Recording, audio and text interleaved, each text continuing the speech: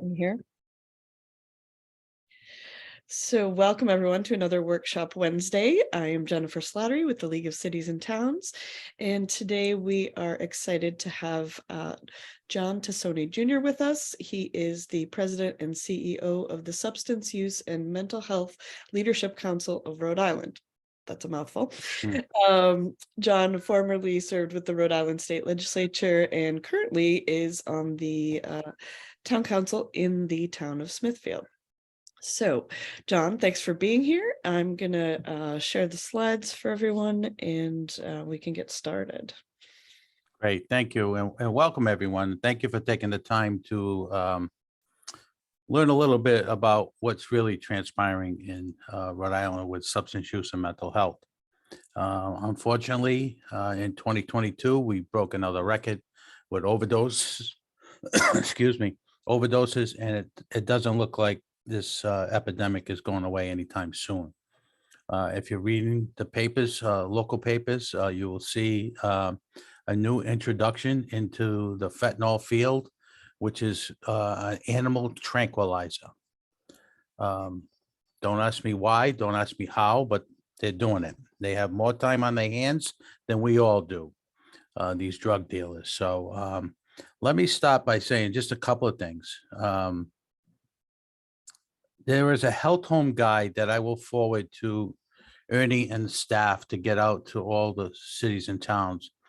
And you can give it to your human services departments, your EMA directors, to figure out when someone calls in need of treatment, whether it be mental health or substance use. You'll be able to go to this, I call it a magazine, which is a thing that we put together on an annual basis, actually biannual basis, with all the new people that are opening up businesses in the state for substance use and mental health. It's very handy. It's broken down by, I believe, substance use and mental health, and you can look and see who's in your community if you don't already know. But I would also suggest at this particular time, when you have a few moments to visit these facilities and to form a relationship with them. And again, this is, something that, I hear all the time. We don't have any substance abuse problems in Smithfield. But, I see Randy on the screen, and that is far from the truth. It is everywhere. It is everywhere. So thank you for taking the time. If you have questions, certainly feel free to answer them. There's been some managers and mayors who have reached out to me about how to spend the opioid money. I'd be willing to have a conversation with anybody to try to help you spend it in the right direction in order to help your community. So with that being said, Jennifer, you want to jump up on slide 1. So this will be our agenda. It'll be a quick agenda. It'll be available, these slides, to everyone to take a look at. And if you have any questions, I believe my number's at the end, but if it's not, I will say it over the airwaves so you know how to get a hold of me. So we're going to talk about trends, opioids, alcohol, marijuana, and marijuana is going to be a big thing in 2023. Signs and symptoms, workforce consequences, treatment options, and questions and answers. Next slide, please. So I'm going to talk a little bit about the trends happening in the United States, which encompasses Rhode Island. So next slide. So you look at, I'm going to give you some facts right now. And this is 46% of American adults have a friend or a loved one who has struggled with drug addiction. And I will tell you, I've been in this business now for 5 straight years. And when I started, it was 1 in 5 families. Now it's about 1 in 2 families. And by the end of 2023, it's going to be 1 in 1 family. And that is heartbreaking. Matter of fact, I was on the phone a little while ago trying to get someone a bed. There are no beds available right now as we speak, as we sit here today watching this presentation. There are no beds available in Rhode Island. So, the national surveys of drug use, it's 1 in 8 children. That has gone down to 1 in 7. Age 17 and younger live in households with at least one parent who in the past year who has substance use disorder. And everything is on the facts that we're showing you today. Next slide, please. Approximately 130 Americans die from opioid overdoses every day. That's kind of a misnomer because it's not really the opioids that are killing the people right now. It's the fentanyl and the animal stuff that they're adding into the fentanyl, because the pendulum has swung so far to the left. When we started seeing a lot of our folks dying of opioids, the doctors were brought to the task from DEA not to write as many scripts. So what's happening now, people with chronic pain, whether it be cancer, MS, other debilitating diseases, if they're not getting their medication for pain, they're going on the street and getting it, and they're getting bad stuff. From 2002 to 2015, the deaths of heroin overdoses increased more than sixfold. And that's going the other way now because people are getting way away from the heroin, but now they're mixing the heroin with the fentanyl. And in 2018, drug overdoses claimed more lives than car accidents and gun violence related to HIV and AIDS and crisis at its peak. So you can see where the pendulum is going. Next slide, please. So in prescription opioids and heroin, in 1999 to 2017, almost 218,000 people died in the United States from overdoses related to prescription drugs, especially opioids. The data from 2011 showed estimated 4 to 6% who misuse prescription drugs switched to heroin, and 80% of the people who use heroin first misuse the prescription opioids. These are all stats from 2019 prior, because we don't have the updated stats. And I don't know why we're so far behind with this. Because of technology today, we should be getting more and we should get better data. So in this study entering treatment for opioid use disorder, approximately 1/3 reported heroin as their first opioid choice. And not only have they gone from heroin, but now they're going to street heroin with a mix of fentanyl inside it, which is a issue of when people go to prison and they're in prison for treatment and then they come out, they think the excess of what they were using when they went into prison, they can use the same thing coming out. And that's not the fact. What happens is they overdose because their body is not used to not having this drug in their system. And they think they can go back to whatever they're using before. And then all of a sudden we have an overdose. Next slide, please. The epidemic in, back one. There we go. Increasing heroin use of content, continuing prescription opioid misuse is 4.4% of Americans over the age of 12. Now look at that age. Years ago, I had a radio show where we were talking about substance use and mental health. I had a young man who at that time was 19 years old come in and tell me he was using heroin with his parents at age 12. Now, I'm a diabetic. I give myself shots every day. I can't imagine a 12-year-old child shooting up heroin in his arm while his mom and dad were sitting at the table.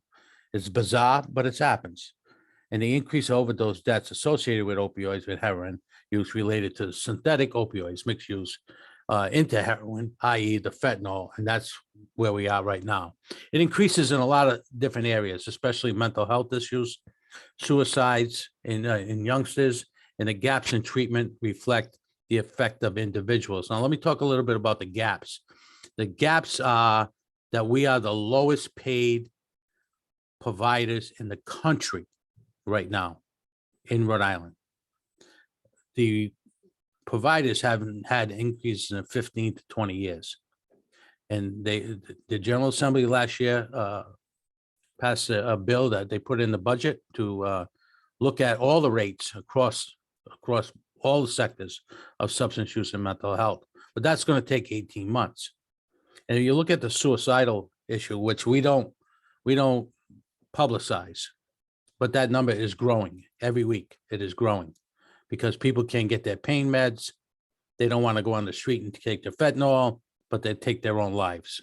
And that's a sad state of affairs that we have right now. Next slide, please. Drinking, alcohol, still probably the #1 killer in the United States. Alcohol sales during the pandemic were up 300%.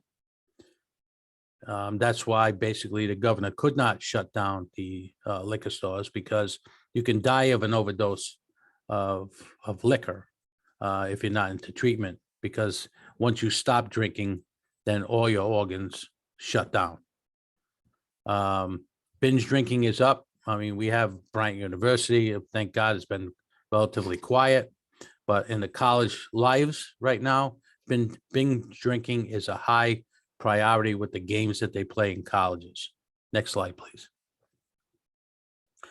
Pregnant women.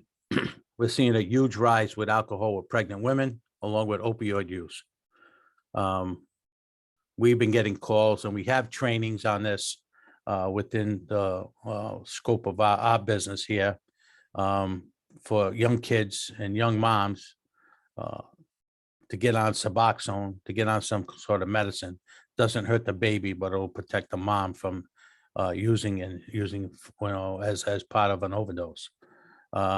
So they're seeing a lot of this at women and infants. They're seeing a lot of substance use at women and infants, and the beat goes on. Next slide, please. Adults 18 and over. These are 2017 statistics. 14.1 million of adults 18 and older. 9.0 million, 7% of men. 51.1 million, 4% women using alcohol. According to the 2017 ages 12 to 17. And just look at that number and you'll shake your head, because the moms and dads now are allowing the children to drink at home. And we had a pair back in May, 2 6th graders in Rhode Island with alcohol poisoning. Next slide, please. So the economic burden, alcohol misuse is $249 billion, or $2.05 per drink for binge drinking. And the family consequences is about 1 in 10 children, 7.5 million live in households where at least one parent in the past year has alcohol use disorder. Those are enormous numbers. And I don't know why, whether it be the federal or the state leaders, don't take a look at something like this and say, oh my God, we need to do something more than what we're currently doing. Next slide, please. Alcohol in pregnant women. The numbers speak for themselves. As I said earlier, drinking alcohol impacts the human heart, the pancreas, the kidney, the liver function, and increases risk of cancers in the head and the neck, esophagus, liver, breast, and colorectal. Next slide, please. Now here's the sleeping giant right now. Marijuana is widely used as a illicit drug. A lot of people now are mixing marijuana along with fentanyl. The THC level, and I think I'm probably one of the oldest people here besides Ernie. In our 60s, the THC levels back then were very low. Now, like these drug dealers, they try to mix to get the best THC levels that they can get, and that stuff is hitting the street. And they're seeing an awful lot of weird things happening to these folks that are smoking marijuana now. Next slide, please. And this is another thing with marijuana. Students, I've spoken to a lot of young people. They think marijuana is okay because they use it for medicinal purposes. It's legalized because of medical use, so they think it's okay to use it after school because it make them feel better. But there's a lot of consequences to marijuana. Next slide, please. These are the trends in Rhode Island that we're seeing right now. And this slideshow was done probably about 4 months ago. So these numbers have changed because we're progressively seeing it getting worse. One of the things too in the marijuana end of it is that now that these kids are vaping in schools or after school, marijuana is a big use in the vape pens now, along with other things that they want to put in there, which is causing a huge problem. And it's going to cause a huge problem too, like in the emergency rooms, for the long range of our young folks now using marijuana. They say that the black market's going to go away, but it's not going to go away because no one likes to pay taxes. So they'd rather go on the street and grab the marijuana where there's no 20% sales tax on. And that being said, when they passed the marijuana bill, I was adamantly opposed to them not doing anything with advertising for kids.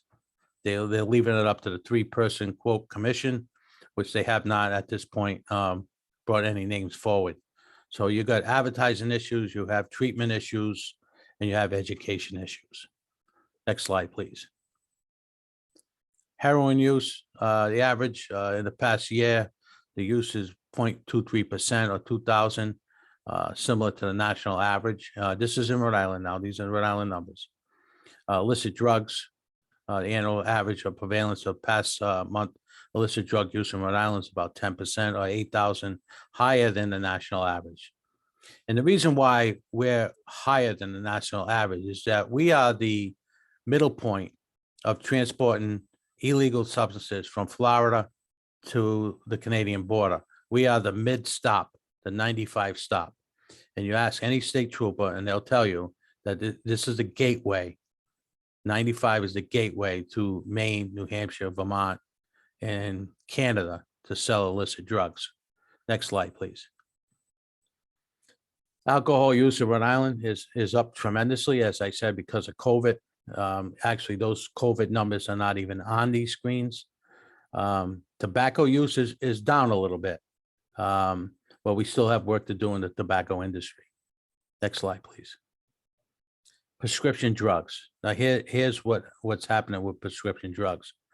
As I indicated before, the pendulum has gone so far to the left where the doctors are not given the prescription drugs that patients need, whether it be knee surgery, arm surgery, cancer, MS. So what happens is if you get 3 or 4 drugs, 3 or 4 pills that the doctor gives you, and then you run out and you call them up and you can't get more, you can't do doctor shopping anymore, you can't do drug shopping anymore because every prescription for opioids is run through the CVS's and the Walgreens and stuff like that. So your name will pop up and they'll see you just filled the prescription at CVS yesterday. And if you're at Walgreens today, they're not going to fill it.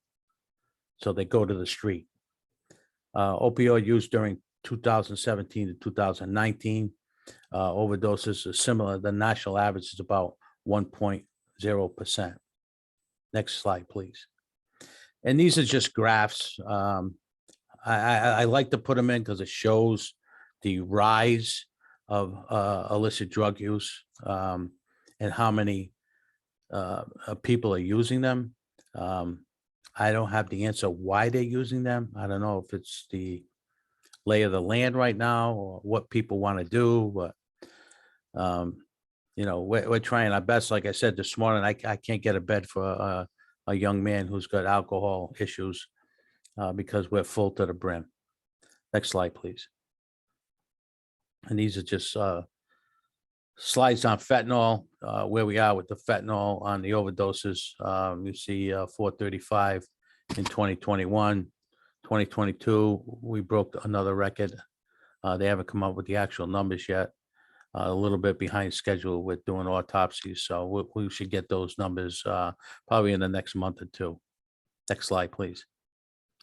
This is just another graph for overdose deaths and gender. The purple is the female and the green is the male.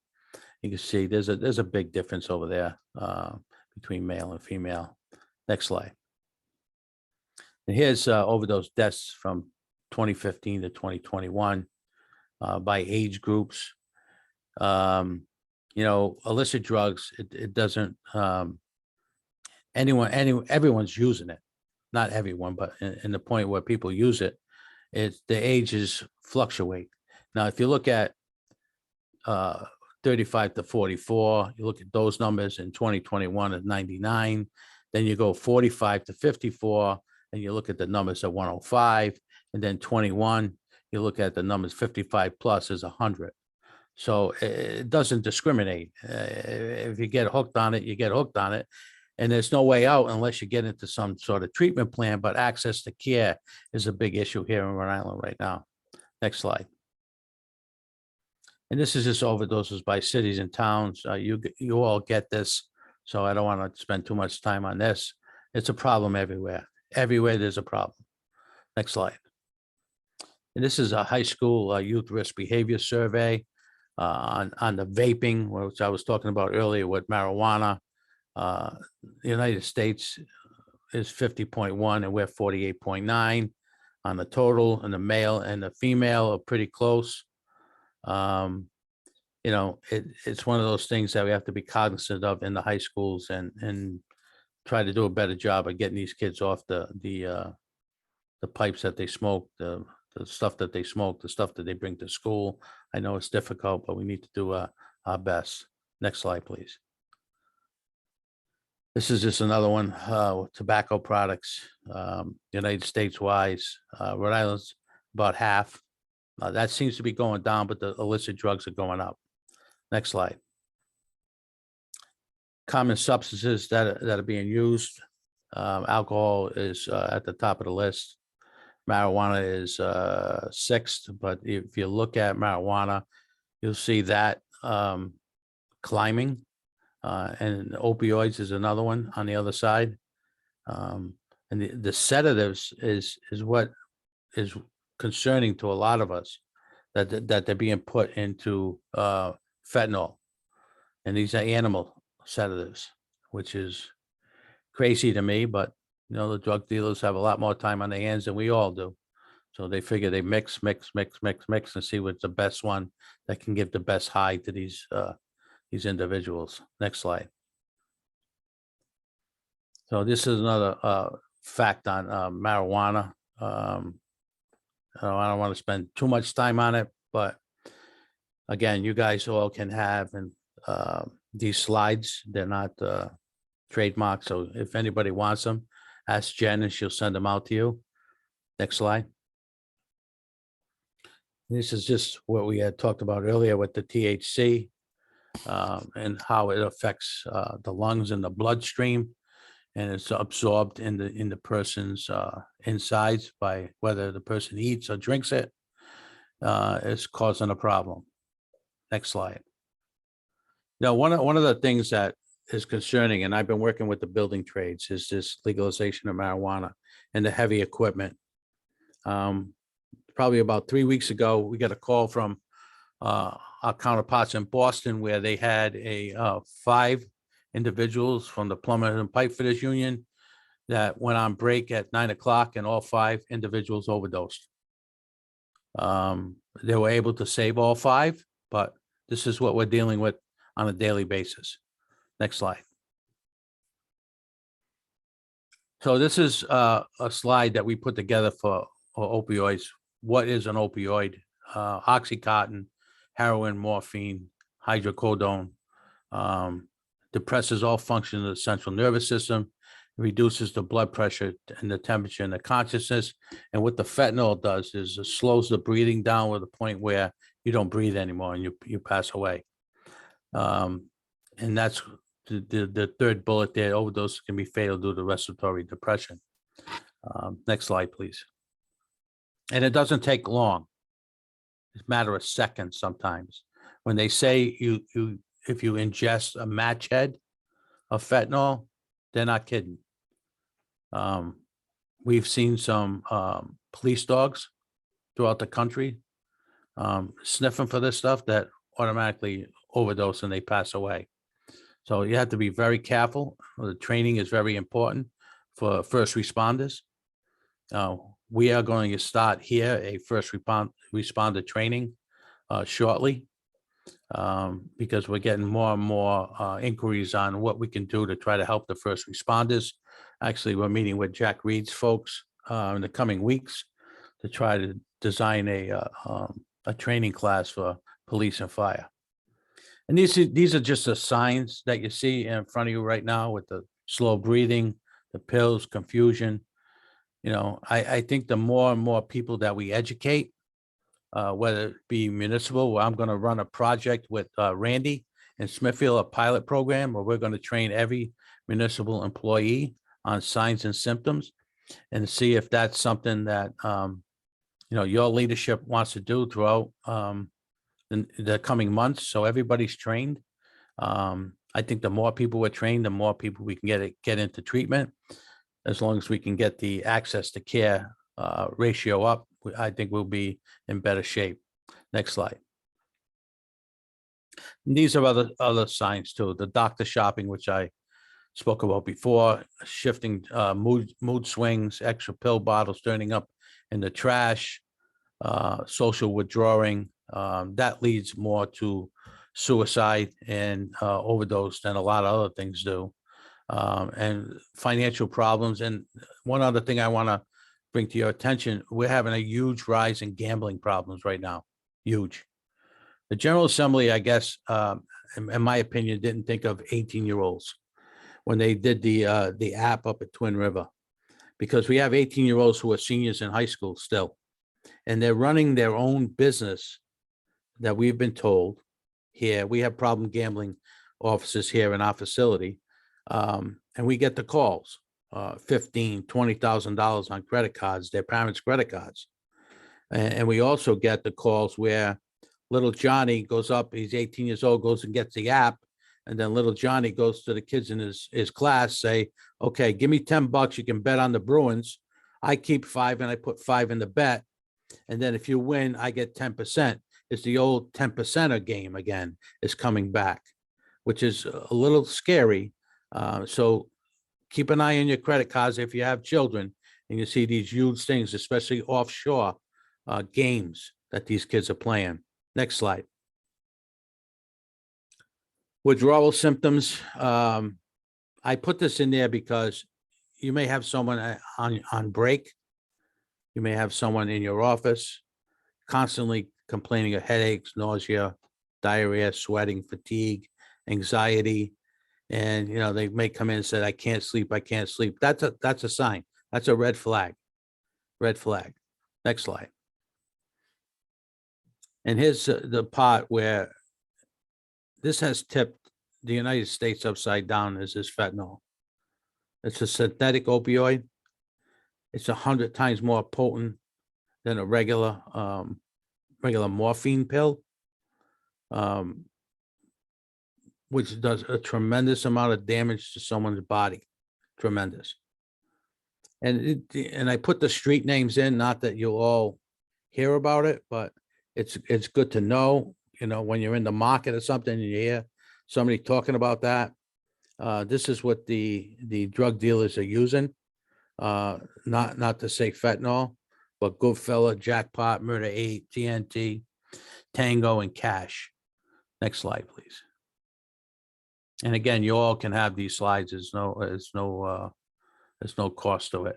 And this is the alcohol issues, what people are getting. I mean, it's okay to have a drink here or there, but what's happening now is people are trying to drown their sorrows or their anxieties with alcohol.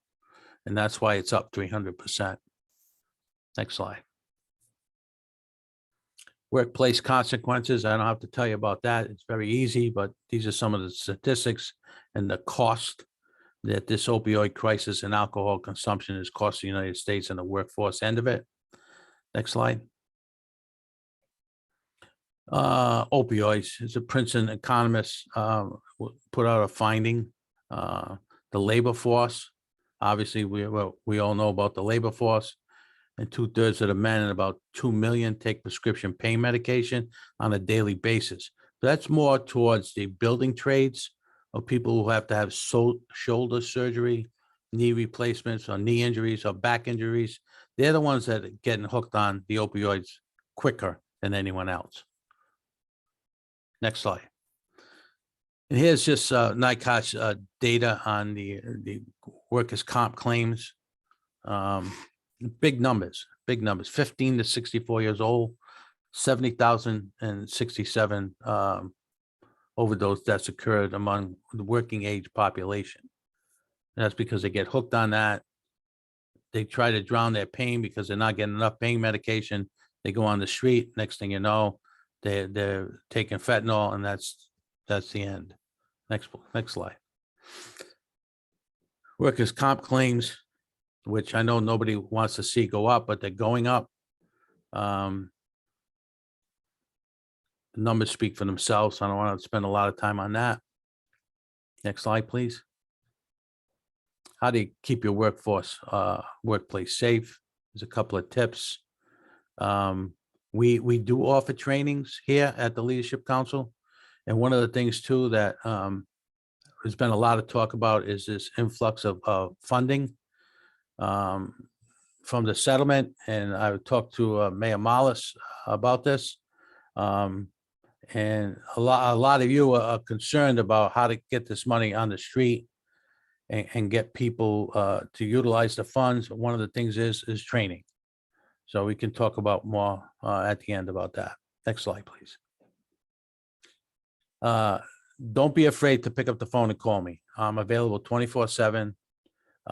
Whatever I can do to help the cities and towns and make Rhode Island a better place with less fentanyl, less substances, less alcohol. I'm here for you. I will help whatever I can do to help.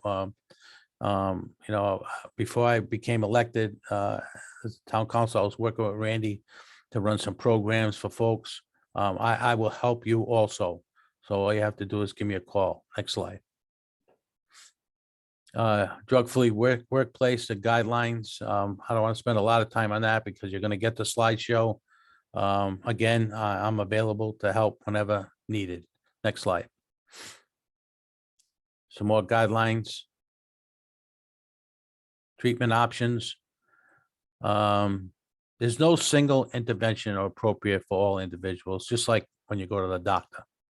No one prescription is going to help everybody. So there's a bunch of different things you can do to help individuals. The health home guide that I'll be sending out the end of the week, we're updating right now. You'll all get a copy of that. And then this way here, I'll give you better access to places that can help you out. Next slide. This is just a component of comprehensive drug treatment, how to go about it. One of the things that Rhode Island is lacking right now is male adolescent substance use treatment. Most children, adolescents, we have to send out of state now.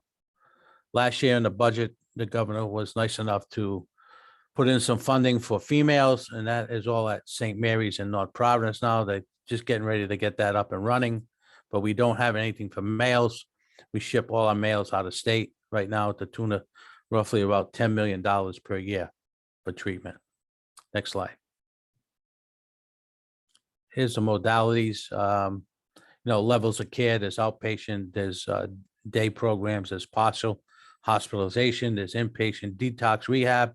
And that's what I was talking about this morning with no beds in Rhode Island. Residential treatment is the same thing as inpatient detox treatment. It's a step down. After you get the detox, you go into residential treatment, and then you can make your way to sober housing, which is a halfway or three-quarter way houses, which you have to go to work. You have to go to your meetings. It's a drug-free workplace. That seems to be working very well. Most folks stay in there for 3, 4, 5, 6 months, and then they return home. And the basic problem that we're having too is the insurance company is not paying for residential inpatient care. The rate is, again, not good. One of my providers will not take Medicaid patients because the rate is that bad. But there's some providers that will take it, but most of them are 501c3 nonprofits, and their mission is to help people, even though the cost right now, like Newport Mental Health, was about 1.2 million last year. Thrive Behavioral Health and CCA and Woonsocket, big numbers of lost revenue. The hospitals get funding for uncompensated care. We do not. And I'm trying to help my providers with that and getting that in the budget this year. Next slide. Here's some of the resources. The OTP Health Home Guide, I'll get that out to you at the end of the week. Rhode Island Department of Health has some fact sheets. Next slide. BH Lincoln, East Providence. It's a 23-hour, 7-day-a-week triage center on Waterman Avenue. You can send folks there. After the 23rd hour, most of the time they'll either ship you to either Butler or a residential treatment facility. For kids, which is, I heard the other day that the phone has been ringing off the hook with children's issues, which is 855-KID or 543. And you can also call BH Link, and most of the children will go to Butler or one of the hospitals on the east side. Next slide, please. The stigma is still a big issue. You know, a lot of folks now, I know that we try to help people who are in treatment to get work. I know some of the cities and towns are on the program that Gina Raimondo did. And I appreciate that. But again, whatever I can do to help you, just pick up the phone and call me. Next slide. Any questions at this point, and then we'll get to mental health.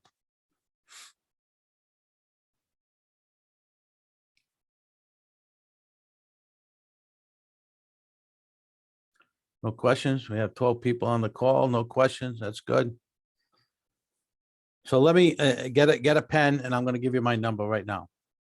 It's 401-451-1305. You can put that in the chat if you like. Or the office here is 521-5759.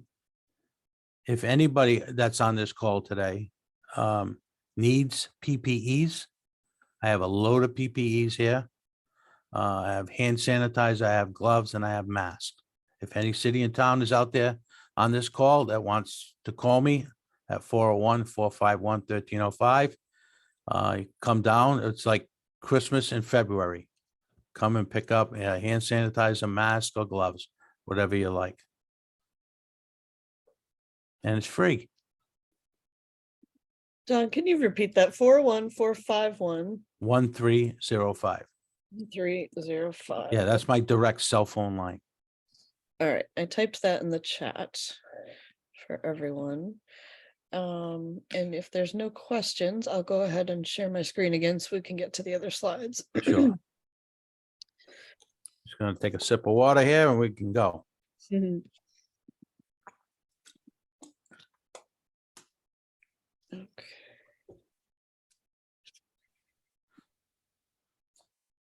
There we are. So this is a sleeping giant now, because of COVID. We've had exploded with mental health issues. And the conditions of 1 in 5 Americans have mental health issues, starting at age 14 and 3/4 by age 24. And I will tell you, since we posted that, the number age 14 has dropped down significantly to ages 9 or 10. We're seeing it in the schools. The student assistance counselors belong to this organization, and we have monthly meetings, and you know, they give a report, and a lot of problems in the schools right now with mental health. Warning signs need to be looked at for kids. Tantrums that they're having in schools now, seclusion. They don't want to talk to anybody. It's a big problem. We need to crack that right now, because if not, eventually these young folks are going to be in their teens. They're going to be in their 20s, and then we're going to be overcrowded in our judicial system. With that being said, the courts right now are putting together a mental health court, which we're involved in, to try to help expedite and get people treatment right away rather than throw them into the ACI or the training school. Next slide.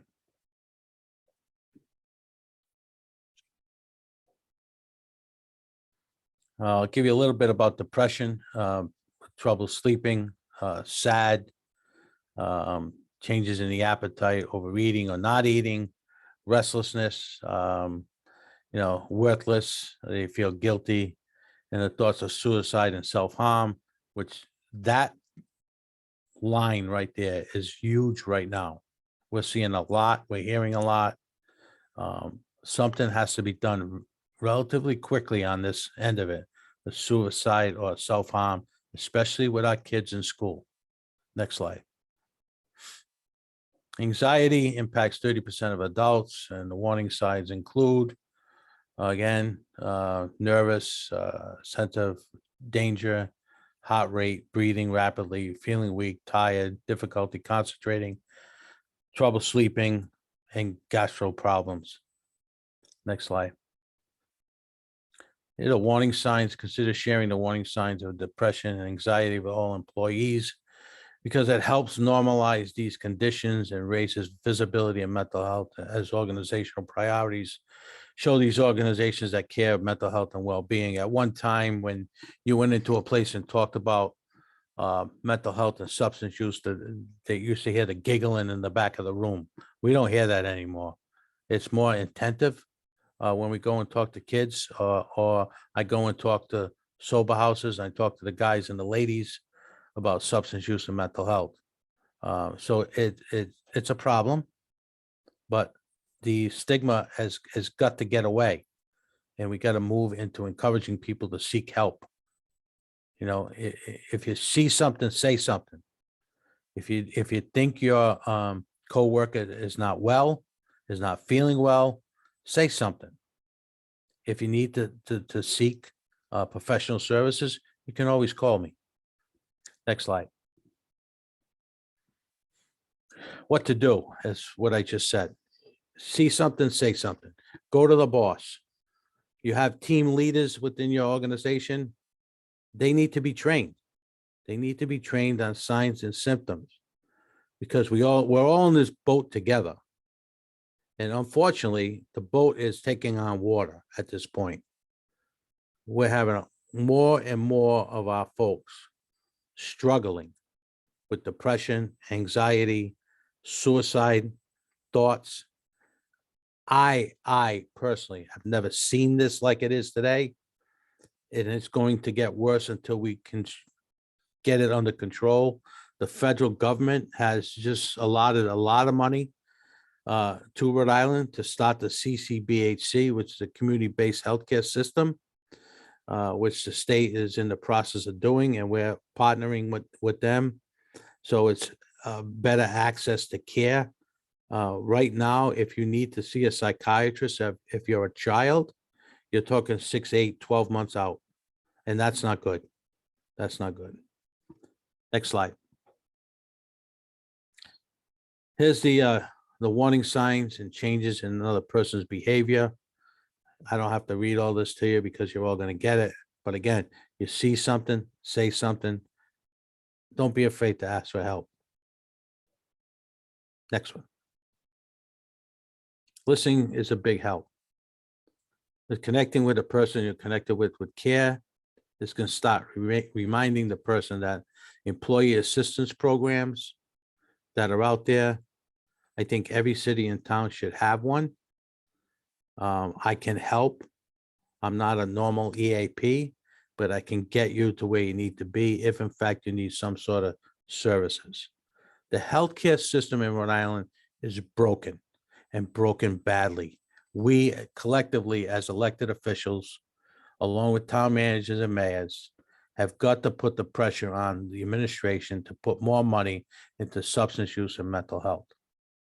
I get it that everybody needs a little bit, but this is a process right now. If we don't nip this in the bud today, we'll just use the figure of $20 million. And as we all sit here 10 years from now, if we're, God forbid, we're still alive, or thank God we're still alive, that $20 million is going to be $20 billion in healthcare. Next slide.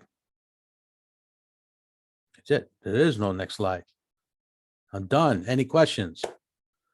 Any questions?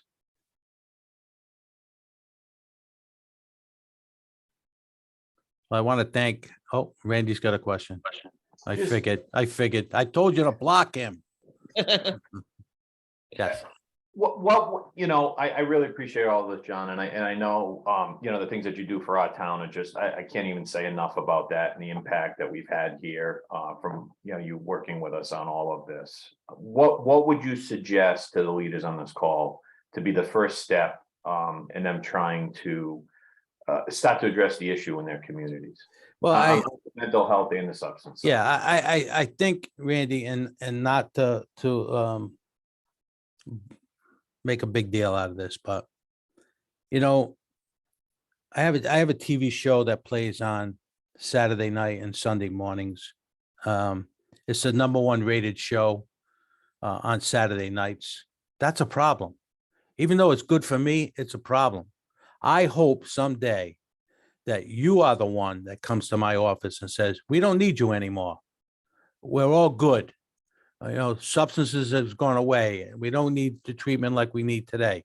But that's never going to happen right now. It's a full-blown epidemic, pandemic, whatever demic you want to put on it. It's bad. When you go one-on-one to each family, everybody on this call by the end of 2023 is going to know somebody in your family that has an issue. It didn't escape my family. I just had to put my nephew into treatment. How hard is that? How hard is that? So one of the things I would say is that I would like to start, and Randy and I have had this conversation. I would like to start a municipal arm to my organization where you send someone, whether it be your EMA director or someone within your administration that can sit on the board here at Sumalik, get the information here, the trainings that are available, and bring it back to all you decision makers and say, okay, this is what we need to do next. And just imagine this. Now, we'll just say we all have 300 employees. There's 12 of us on the call. That's a lot of people to get trained, a lot of people that are on the street. So if you see something, you say something. We could be saving a lot of lives. We can. The health home guide, I think, will be an asset to you folks. If anyone is interested in joining the organization, you can call me. I'll tell you, not a lot of money. It's $1,050 for the year. You all got pretty much a lot of money for the what am I looking for, Randy? The recovery money. The settlement money. The settlement money. So $1,050 in joining the organization could save you millions down the road with education and whatever you can bring back. I mean, there's a lot of other benefits that we have here at the Leadership Council. You can go on our website, sumhlc.org. Look at it. We have a learn upon system here where it's all self-paced courses, most of them. And then you can have regular trainings for, I'll use this for Smithfield, which we're going to try to do a pilot program. I think we're going to do it and see how we do with that. We're going to try to tape it so everyone can see what it's all about. I have a lot of ideas, but I need partners. And we're a 501c3 too. So that $1,050 that you give us to join, you can just write it off like any other write-off. Not a heavy lift. But I do think that there's things that can be done through the administrations that will make an impact to the people on the street. Will make an impact.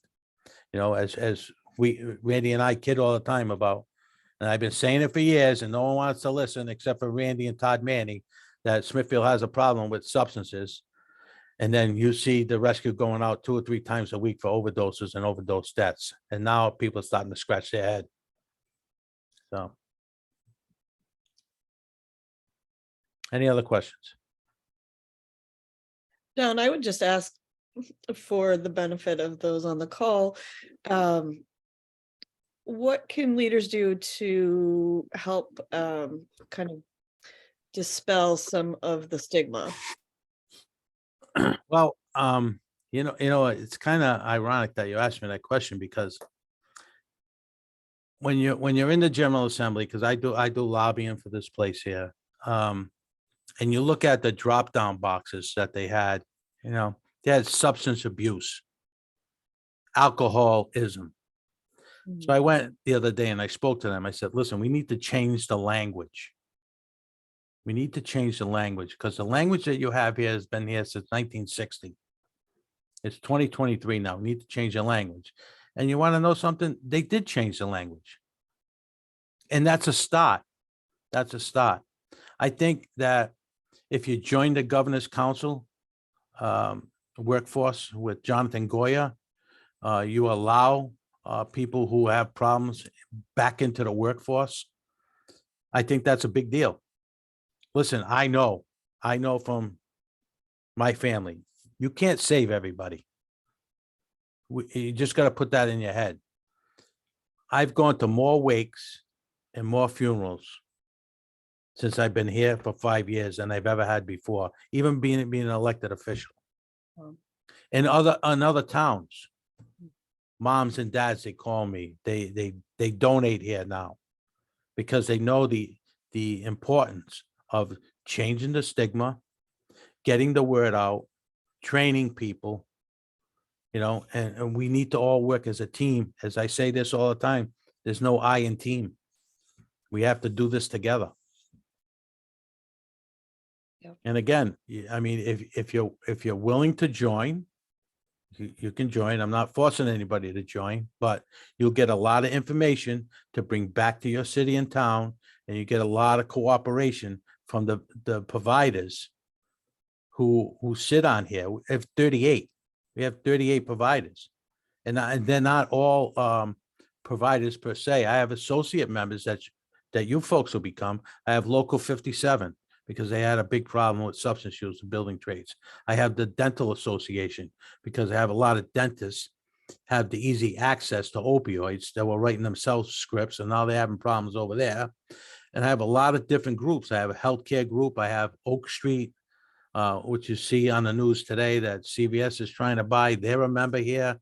The importance of information that nobody can take away from you, and you can take it back to your city and town. It's a big deal. It's a big deal. Any other questions or comments? Jen, just a comment. John, I want to thank you so much.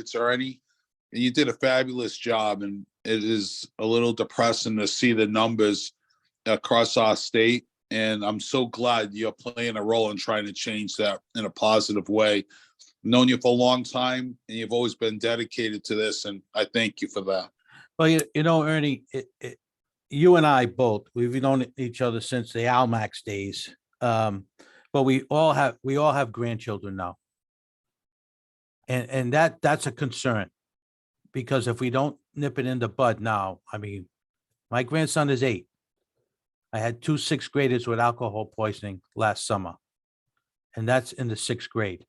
That's only 3 more years for him, like it is for your grandchildren. We all have to stop and think about that. I want to leave this job better than when I found it. I know it's going to be difficult because Dr. Storti did a tremendous job. I'm more of a guy that's boots on the ground. I want to get things done. If we just sit there and say, oh, yeah, I went through that seminar that Tassoni gave us, and yeah, it doesn't happen in my community. Let me tell you something. It's all BS. It's everywhere. It's everywhere. I heard a story yesterday of a elementary school where they found stuff in a kid's backpack. So it's everywhere. It's not just in Smithfield, Cranston, Central Falls, East Providence. It is everywhere. But thank you for inviting me, Ernie. And thank you, Jennifer, for running the screen. I would like to, if you want to, we can do this periodically with updates, what's on the street, because it's changing on a weekly basis. Mhm. It's changing on a weekly basis.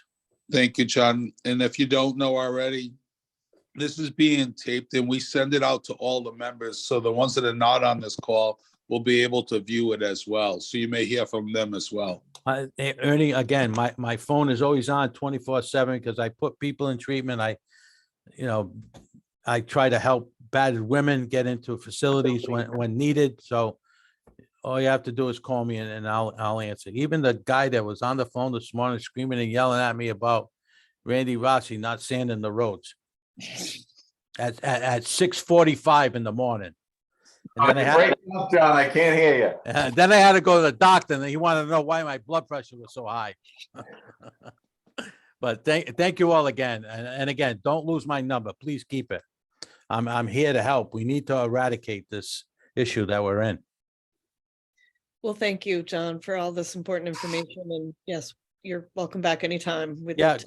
and put the website out there. People can go on the website. If you're interested in joining, you can call me 451-1305. I'll tell you what kind of benefits we offer, and we'll go from there. But I definitely want to start an arm of municipalities so we can get the word out and to stop what's happening. So thank you again. Thank you. And Thank you, John. All right, thanks, Ernie. Bye, Randy. I'll see you in a little while. Have a good day.